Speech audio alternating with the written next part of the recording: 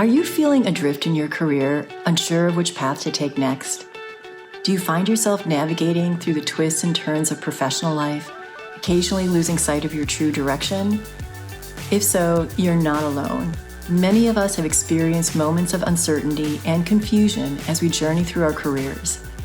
In this week's blogcast, I share an experience of getting lost on a hike through Fryman Canyon, a trail in the heart of Los Angeles, and how it gave me insights into 4 reasons why we might get lost along the way of achieving our career dreams. Hey everyone, I'm Laverne McKinnon, and welcome to the Moonshot Mentor podcast. I'm a certified career coach and grief recovery specialist. I love to help ambitious, driven people feel confident, empowered, and excited after experiencing a career setback. Whether it's from feeling stuck in a tough period or frustration from slow progress, I offer up tools and resources to revamp your path to career success. Okay, let's jump into today's podcast.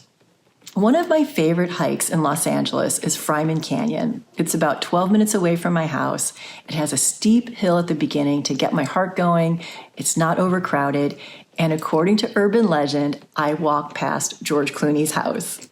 Well, on one of my Fryman Canyon hikes, I took a phone call just as I was heading up the hill. I was completely engaged in the conversation, and when it was completed, I was out of breath and sweating profusely. But when I looked around to get my bearings, I realized I had no idea where I was. Reflecting back, I see it as a metaphor for many people's career journeys, including mine. We find a path that we like, and then somewhere along the way, we get distracted and find ourselves out of breath and lost. How did I get here, we wonder? Well, there are 4 reasons. The first is getting distracted by success. This happened to me when I was on a trajectory for 10 years at CBS. I started in the children's programming department at the network, and then I moved up the ladder into primetime current and then primetime drama development. It's not that I wanted to stay in children's programming, but I also wasn't specifically focused on drama development. I got distracted by success. I was super fortunate to get promoted on a regular basis, and it was addictive. So I worked harder and hopefully smarter to keep fueling the high. I wasn't awesome at networking or corporate politics, but I am a voracious reader and have excellent executive function, which served me well. There was this one moment, however, when I was in New York, walking back to my hotel after a work party. My feet were killing me, and I felt like I no longer belonged at CBS. I thought about grabbing a taxi, but I also wanted to shake off the day with some fresh air. In that moment, I had a very brief glimpse that something wasn't right. I was in physical pain because of my heels. I was in emotional pain from imposter syndrome. I had felt so out of place at that party. At the same time, I wasn't ready to make a change, either by grabbing a taxi to save my feet or considering a new job. It was almost like there was a career undertow in my life that took me out to sea, and then I found myself in the middle of a gigantic body of water with no life jacket and not a soul in sight. How did I get here, I wondered. The second reason you may be feeling lost: autopilot. Have you ever had the experience of driving around and you suddenly find yourself at the office when you meant to drive to Ralph's for a chicken?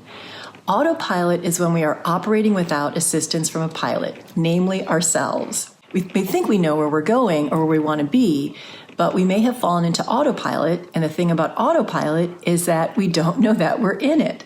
So here are some signs that you are or you were on autopilot. Something feels off and you don't know what it is. You're doing everything right and nothing seems to be working. You literally have no idea where you're at in your career. Now, one of my clients shared how she had been honing her craft as an actor for 15 years. Auditioning, landing gigs, building her resume and portfolio. She wasn't unsuccessful, but she also wasn't as successful as she had originally dreamed. Somewhere along the way, she forgot why she was doing what she was doing. She had invested almost half her life in her career as an actor and felt she couldn't abandon it because it would mean she had wasted her time.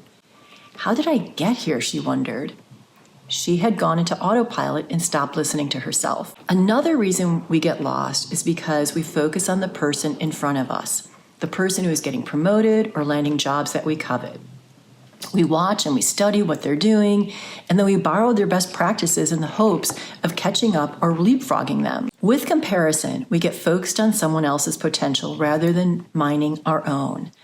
I saw this happen with another client who, in his own words, was green with envy over another person's success. He would complain about how he had a graduate degree and the other guy didn't, how he'd been at the company longer, how he always left the office later than anyone else. My client got so fed up with the situation that he quit the company and unfortunately has not landed a new job yet. How did I get here, he wondered. He compared himself out of a job rather than assessing his own skills and opportunities. The final reason we get lost is because we're honoring other people's values and not our own. We may be living our parents' values or our siblings or someone we admire. We may also get caught up in living the values of the industry that we work in. For a few years, this was a while ago, I drove a fancy little sports car. It was my first car lease, which I could barely afford, and the truth was that I didn't really like the car. I was living an entertainment industry value of being perceived as successful by the things that I owned and flaunted. I saw this happen with another client who wanted to be perceived as successful so badly that he accepted a role that didn't honor any of his values. On the surface, it was an exciting job. My client was chosen over hundreds of other applicants, was being relocated to Europe, and received a signing bonus. However, the role stepped all over my client's values of creativity and independence. He had accepted a job that leaned heavily into biz dev rather than working with artists, while also having a micromanaging boss. How did I get here, he wondered. He got caught up in the value of perceived success versus true internal success. To close the loop on my Fryman Canyon hike, I was able to find my way back to the main trail relatively easy, but the first few seconds of coming out of autopilot and blindly following someone else, it was jarring. How did I get here, I wondered. Same thing. After I was fired from CBS a few months after that long, lonely walk in New York, I definitely went into autopilot. I compared myself to others. I lived other people's values. It was a time of being adrift at sea as I tried to find a new place to call home and a new work spouse. The most challenging part of being adrift was thinking there was something wrong with me because I was lost and unmoored and had no North Star to guide me. I struggled mightily to find a sense of belonging. It was elusive. I believe that career undertow I referenced was actually the universe tough loving me. It had to pull me away from the familiarity of rising the corporate ladder so that I could find my true purpose and core values. How did I get here? If you're asking yourself that question, do the following. Listen deeply to yourself through journaling, meditation, and therapy, or talking to friends. Live your purpose and values, not others. Practice discernment over judgment, and stop comparing yourself to others. When I get lost, which still happens, I accept that it's an opportunity to refine myself and course correct. So that's it for today. Head over to Moonshot Mentor on Substack.com for journal questions to help you if you're feeling lost. I'd love to hear about your experience or experiences with How Did I Get Here, so drop me a comment. You can also visit me at moonshotmentor.com, where you can find links to all my social and how to work with me. And a very big thank you to Lynn Chen for the video and audio editing. You can find her on social at Ms. Lynn Chen.